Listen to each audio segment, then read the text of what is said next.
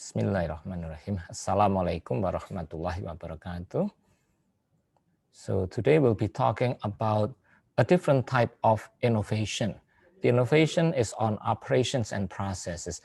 Usually when we think about innovation, we would be thinking about product innovation, basically that, how to make products better, more efficient, how to make a different product from the competitors and so on. But there are different kinds of innovation, including, for instance, innovation in how you get your raw materials, innovation in how you distribute your goods. And this would be included in operations and process innovation. So in this video, I would only be showing the charts, the tables, and you can refer to the complete book for more information. Now we'll start talking about operations first. So operations in a company has inputs and has outputs. Any company, whatever type of company there is. For instance, if it's a car producer, the input might be steel, rubber, the energy that you need, electricity, gasoline, and the people that are working there, the skills that you need to do the job. And the processes would include welding the steel, painting the car, assembling the car. And aside from that, there would be byproducts. Byproducts are waste coming from materials, for instance, or heat waste, the heat that is not used again. And aside from that, the outputs could be, for instance, the cars itself. It could be the salaries of the workers. And you can see different types of organizations have different types of input processes, byproducts, and outputs. Now, the operations manager's role in all of this would be first trying to find out how they want to compete with the competitors. And then they would come up with the objectives of the company. For instance, if another company is trying to sell cheap products, do you want to do the same thing? Or do you want to keep making high quality but more expensive products? So that would be showing the objectives. Or do you want to be a company that is known for its innovation, giving new products, giving new features, and so on? So those objectives have to be set first, and then you would have an operation strategy. If you are competing in terms of price, then the operation strategy would be how to make the production process more efficient, how to make the supply chain more lean. And then you would be designing the operations and then planning and controlling the implementation of the operations and continuously improving the processes that we have. And it goes around and around because improvement is a continuous process. And after that, you would be giving out outputs. Now, a simple example would be if you are making a tray for tools. The first prototype of the product has several parts in it.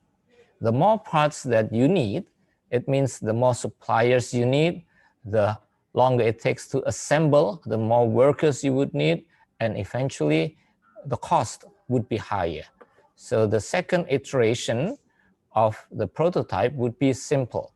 It would just come from one piece in the base material, and then there would be fasteners. And the third iteration is even more simpler. You just snap it. Assembly is very simple. Only one person could do everything. Now, here you can see when you design processes, there are 4 things that you need to take into account. You need to design the process technology, design the job requirements and the job tasks, and then you make a layout of the flow and you design the network that is needed, including the networks of suppliers, the network of distributors, and so on. Now you have to remember that there are several types of industries depending on the volume of their products, of their product outputs. Here you can see it could be a customized products with low volume production. It could be a very high volume production, so it would be a commodity product. Now here on this y-axis, you can see that the types of processes that would be needed is different. If you have a customized product, then it would be a job shop. A job shop is a shop which one person might be doing different things, or there might be different possible assembly lines depending on the customer. For instance, here in the aerospace industry, so each rocket would be carrying out maybe different sizes of satellites, different types, different modules, and so on. On the other hand, you would have items that are commodities, meaning that they are high volume to make lots of them, and the specifications is very generic. It's very standardized, so you do not have many customization. Only a couple of types of products, not many. Okay, for instance, making potato chips. Potato chips, you would be using the same material, using potatoes. The process would be to cut it and to oven it, and the difference might only just be the seasoning, the taste. Okay, so that would be a commodity product, including oil, steel, and so on. Now, this table shows that there are an interdependence between product and process in terms of innovation. It could be reciprocal. So it could be, for instance, you innovate on a product, then the process would also need to be innovated. Or it could be pooled. So you would be doing lots of changes first, and then you would be selecting which changes is the most significant, and you only work on that part. It could be sequential, meaning one follows the other, and in process sequential, the process dominates. In product sequential, the product dominates. Commensalism, this is kind of like symbiotic. So if there is one dominant factor, either process or product, that is innovated, the innovation might even hinder or slower the innovation of the other. If you focus on product innovation, it might lower the process innovation. And the last type of relationship would be unilateral. It is separate from one another. So innovation in product does not affect innovation in process. Now, when you try to make an innovation, you would have to find the gap. This is an example from a university. So the gap would be, for instance, here the students have an image about the university and about what they want to be, and they have expectations on what to learn. These expectations become specifications. But then the organization specifications might be different. What you learn in the classes might be different than what you are expecting. So that's the first gap. And then the second might be from the organization specification and the manager's concept. How you implement it might be different. That's the second gap. The organization might be saying that there are these contents that need to be given. And in practice, the lecturer might be giving something rather different. That's the third gap. And between the actual lecture and the image might be the fourth gap. So you can extrapose this into any setting, into any industrial setting to find the gap, and you would be innovating based on that gap. Now here's the EFQM model. This is related to total quality management.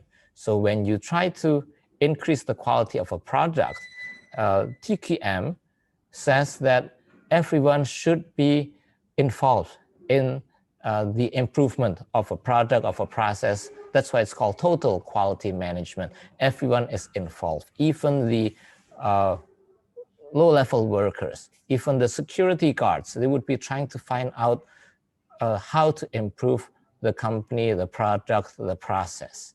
And another concept would be the quality circle, in which you would be having small groups of people coming from different parts of the organization, from different divisions, and they might be discussing from their own perspective about the problems that occur in the company, that occur in the production process, and so on.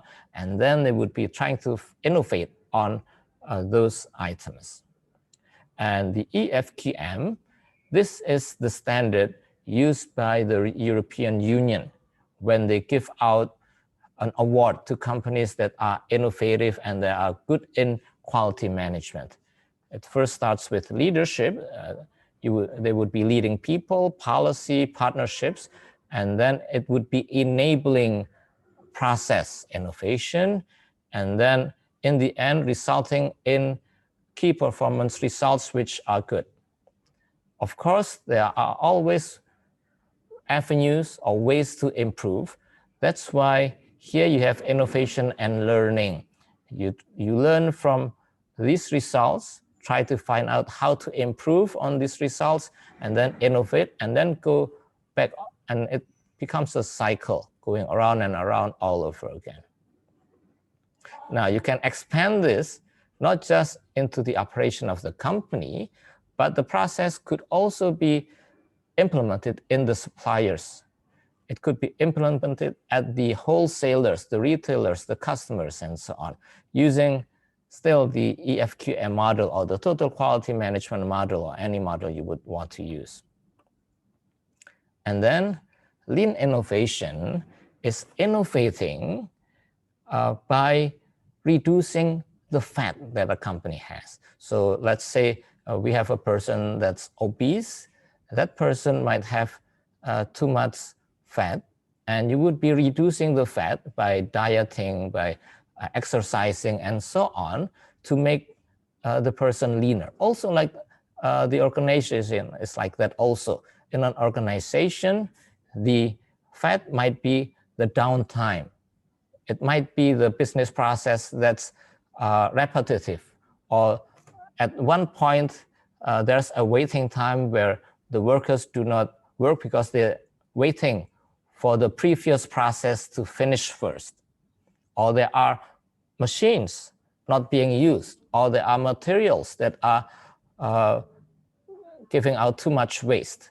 Now, you would be using this flow to make a lean company.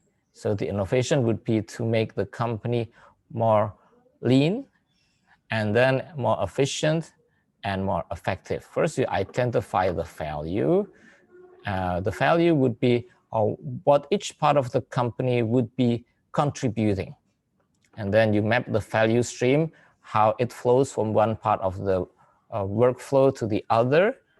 You design the flow, and then you try to establish the pool. And one other point is seeking perfection would be the last part, because a lot of companies tend to work without seeking perfection first, but they would be making a beta version, alpha version, and so on, and launch the product to the customers, and later on they would be trying to perfect the product, but they have to make it first.